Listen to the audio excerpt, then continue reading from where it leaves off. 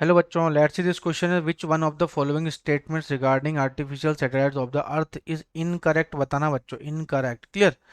तो इनकरेक्ट क्या होगा कि the orbital velocity depends on the mass of the satellite. बच्चों ये तो इनकरेक्ट दिख ही रहा है, सामने ही है, तो ऑप्शन नंबर ए। कैसे? तो देखो, जो ऑर्बिटल वेलोसिटी होती है किसी भी अर्थ के चारों तरफ जो घूमता है, तो और जो भी सैटेलाइट, तो ये होता है G/r। तो ये किसके ऊपर डिपेंड करता है? ये डिपेंड करता है मास ऑफ द अर्थ, ठीक है, या मास ऑफ द अर्थ जैसे ग्रेविटेशनल, यूनिवर्सल ग्रेविटेशनल क्वेश्चन, और रेडियस ऑफ अर्थ, ठीक है, इस तरीके से। मास ऑफ अर्थ जैसे रेडियस ऑफ अर्थ, इसके ऊपर डिपेंड करता है ऑर्बिटल वेलोसिटी। तो ऑर्बिटल वेलोसिटी डिपेंड नहीं करता मास ऑफ द सैटेलाइट, चाहे हल्का हो चाहे भारी, उस पर डिपेंड नहीं करेगा। सेकंड है, a minimum velocity of 8 kilometre पर second required by satellite to orbit. तो ये तो बच्चों करेक्ट है।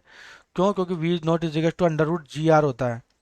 दिस इज 10 × 6400 होता है, 10⁻³ तो जब मैं इसे कैलकुलेट कर रहा हूँ तो 8 किलोमीटर पर सेकेंड ही आएगा, तो ये करेक्ट है। ठीक है। The period of revolution is large if the radius of its orbit is large. ठीक है। तो v इज इक्वल टू क्या होता है? अंडर रूट GR, है ना। v is equal to under root GR, या इस तरह से लिख सकता हूँ। और जो ये t इज इक्वल टू क्या था? This is 2πr/v। तो पीरियड भी क्या हो जाएगा इस कंडीशन में? हमारे पास ज़्यादा हो जाएगा। क्लियर? तो आर की वैल्यू है तो यहाँ भी बहुत ज़्यादा होगा, तो ये भी करेक्ट है। The height of A Jio satellite 36,000 kilometre from the earth. तो बच्चों ये भी हमारे पास करेक्ट है, तो option number is right. Best of luck बच्चों।